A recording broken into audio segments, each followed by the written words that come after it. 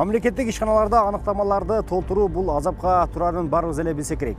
Анткени ал жакта кезек күтүү, өмүрүңдө укпаган документтерди издөө жана нары бери чуркоолор болуп эсептелинет. Бирок кээ бир жайларда так ушул нерселерди аткарбай эле акча берсең баарын бүтүрүп берем дегендер четинен чыгат. Кийинки маселе ушундай документтерге акча талап кылган врачка өз капачылыгын айткан биздин тургунубуздун видео кайрылуусу менен баштайбыз. Саламатсыңарбы, бирге чечебиз программасы менде мындай көйгөй бар. Шаардык номер 7 поликлиникага айдоочулук куәлүгү үчүн форма 83 справкасын алайын деп барсам 600 сом деп айтышты. Өзү 140 сом турат экен. Шуну мага тактап бериңиз деди Туранам. 60 Жантемир уулунан келген видеону утурлай, аны менен жолугуп, жүрөгүн өйгөн көйгөйүн жакындан угуп келүүнү туура көрдүк. Биз бул көйгөйдү иликтеп чыгууга аракет жасайбыз. Биз менен бирге болуңуздар. Биздин WhatsApp номерибиз 0770 0755 15 30 47. Төмөндөгү номерга WhatsApp аркылуу сиздер дагы өзүңүздөрдүн көйгөйлүү маселеңиздерди видеого тартып же болбосо видео кайрылуу жасап бизге жибериңиздер. Биз дагы ошол берүүнүн артынан түшүп ал нерсенин түрдүү тараптарын изилдеп чыгууга аракет жасайбыз. Анда эмесе биз менен бирге болуңуздар. Алдыда дагы кызыктуу видеолор сиздерди күтүп турат.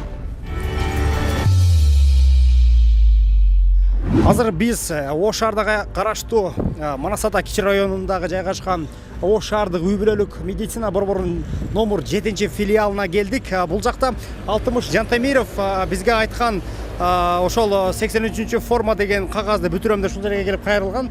Азыркы учурда биз киребиз дагы башкы врач менен сүйлөшөбүз. Жогорудагы жазылган заявление боюнча кандайдыр бир иштер жүргүзүлдүбү, ошол адам жазаландыбы деген суроону берип көрөбүз дагы жообун алып көрөбүз. Анда эмесе биргеликте биз менен болуңуздар.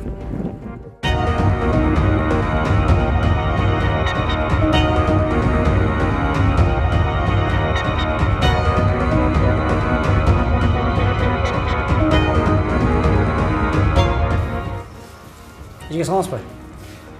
Биз сизге келдик эле. Ынтымак телеканалдан.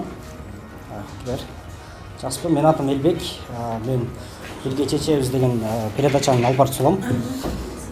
Биз бул жакта 60 деген мырза менен кошо келдик эле. Кече күнү жакын арада эле бир сизге заявление жазган экен.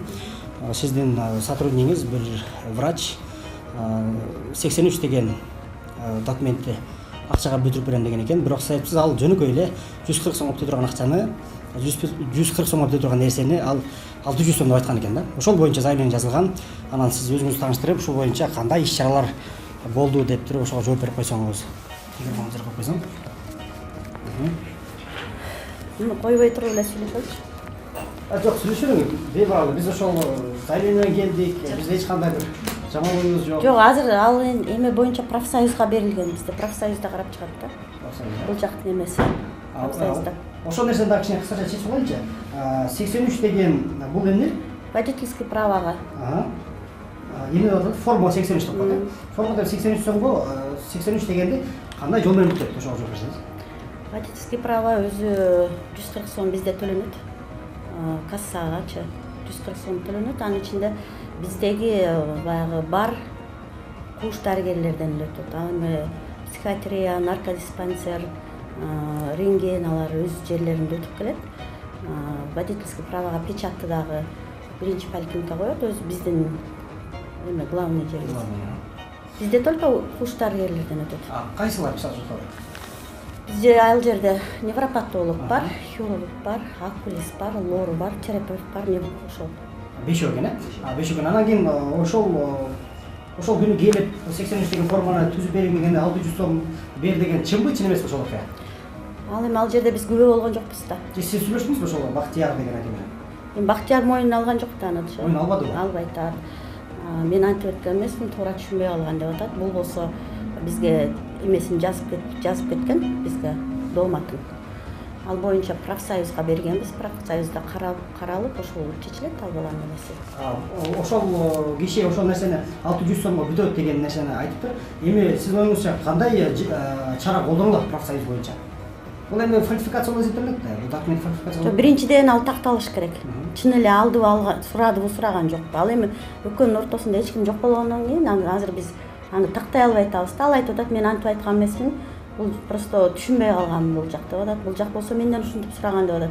Эми такталбаган неме кылыш да кыйын экен.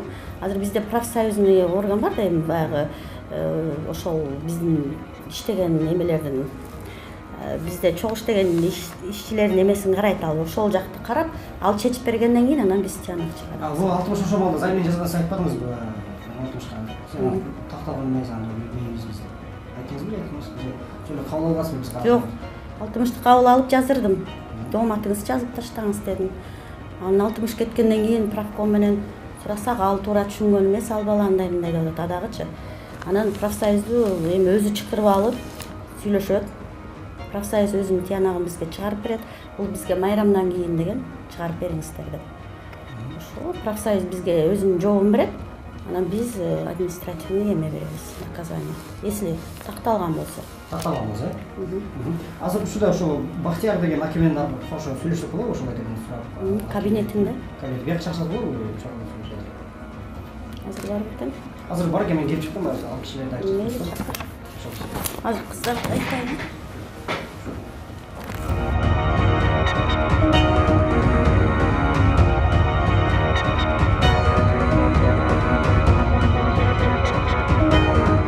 Саламатсызбы?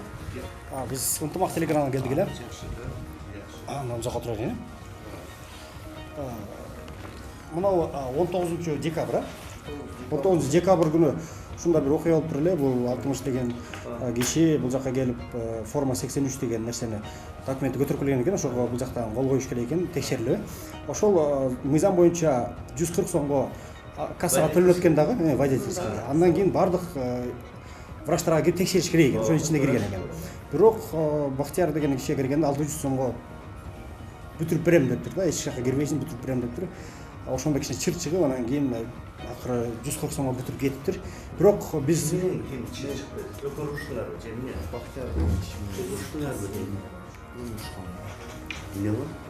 Бизге эле кирсеңиз мен чечпей билесиз да. Биз эми жөнөкөй адам билбейт да, Жок, любой жерге кирсең жетекчи бар, туурабы? Жок, мындай болду. Мен келдим, келип водительский правага неме тапшырайын дедим эле. Ошондой неме керек болду мага. Не деп коет? Форма 83 деген справка бар экен го. Ошону толтуруш керек деп келдим. Келсем макул, мен кылам деди. Анан болуптур, кылып бериңиз дедим. Сиз кассага төлөдүңүз беле? Жок. Төлөй элек беле? Төлөй элекмин. Айттыбы? Кассага төлөшүңүз керек. Жок, айткан жок. Сиз өзүнө бардыңызбы прямо эле? Ооба, өзүнө буга эле келдим да мен. Өзүнө эле келдим. Анан мындай деди. Менде ону толтура турган бланкасы бар экен. Андай бланка менде жок деди. Менде жок. Аны кайерде сатат десем, автошколада сатат. Ооба, автошколада сатат. Автошколага барып алып кел деди. Кайерде жакыныраак жерде десем, 16 шан жанында автошкола бар деди. Ошоге бардым. Барып, баягы бланканы сатып алдым, 40 сомду, ушундай экен. 40 сомго алдым. Алып, кайра кайтып отсам, ол автошколадагы эже мынаны ошо Бахтиярга ала кетчи деп берди. Ким? Ошол автошколадагы эже. Муну Бахтиярга ала кет деп мага дагы кошумча бланкаларды берди да. Эми бул жерде отуруп алып, мени акы жөнөтүп өзүнүн да ишин бүтүрүп атпайбы? Ошентип мени маскалдагансып баягындай кылат. Анан келип бланканы алып келдим, макул. Бланканы алып келдим, өзүнүн аңытындагы алып келип бердим, мына берилди сизге деп. Алып келип бердим, анан кийин короче не болду? 600 сомго бүтүрүп берем деди. Аябыңыз? 600 сомго бүтүрүп берем, эртең келесиң алып кетесиң деди. Мен айттым, мен анча кымбат. Мен баягы 86 форма 86 деген дагы неме бар го? Аны дагы толтурат элек да биз. Аны дагы жасап неме кылат элек. Мектеп окуучулар толтурат, 200 сомму, 300 сом тегерегинде бүтчү алчы. Анан бул киши болсо 600 сом дейт.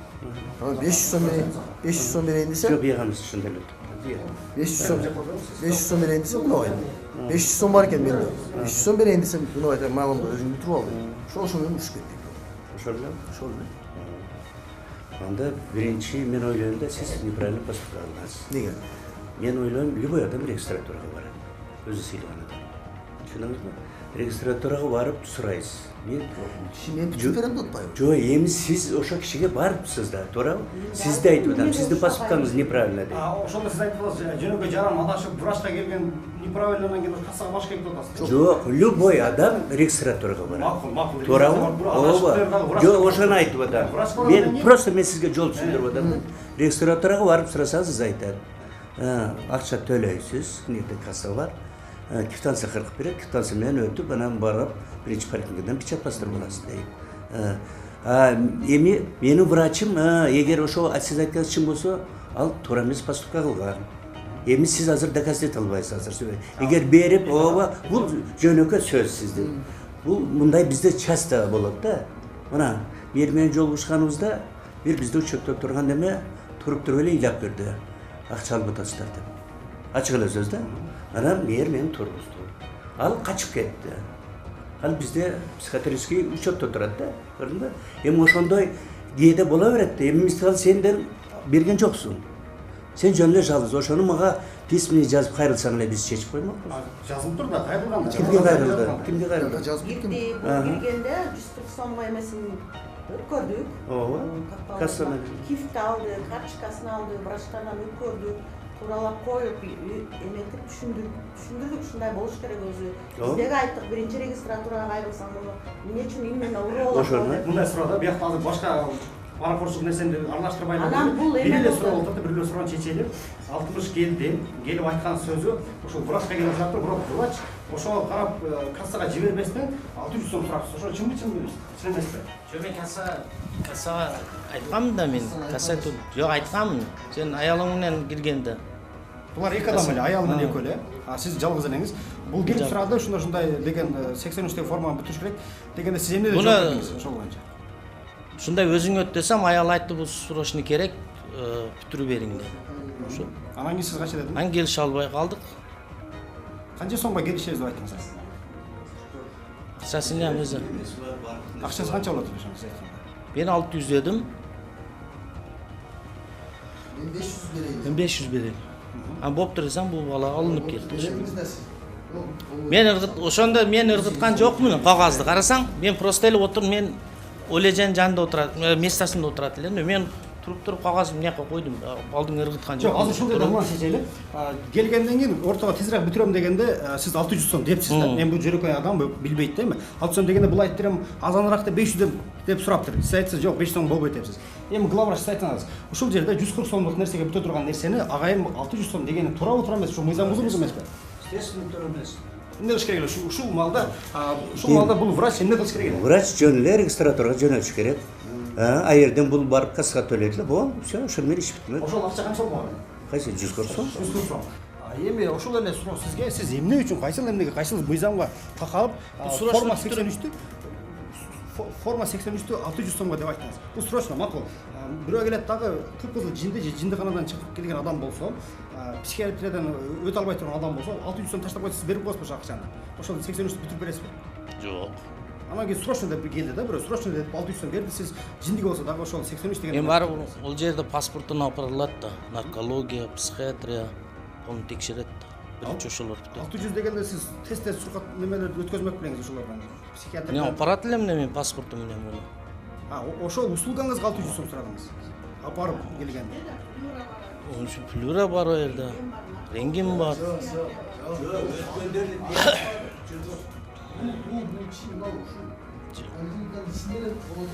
Мен ага мен өзүм барып келмектим агачы.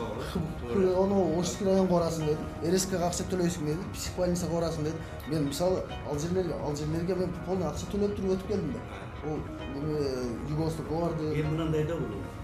Мен ойлойм. Жерде поступка менин врачымды неправильно. Сеники да неправильно. Эч убакта любой нерседе регистратурага кайрылат. Эч убакта мындай ушу урок болсун. Раз болду, гер жетекчиликке биз сразу чечебиз. Эми биз де билбейбиз да эмне кылып атканын. Сен болсо регистратурага барышың керек. Бул врачым вообще сени жөнөтүш керек эле. Ана эми айткандай сразу эле жөнөтүп койсо баары чечилет болду. Жок, ошону жок, аны айткан жок да. Аны айткан жок да мага. Барып 140 сом төлөйсүң. 140 сом төлөйсүң. Ар түрлүү адамдар бар. Эми чара закондуу түрдө колдонулат.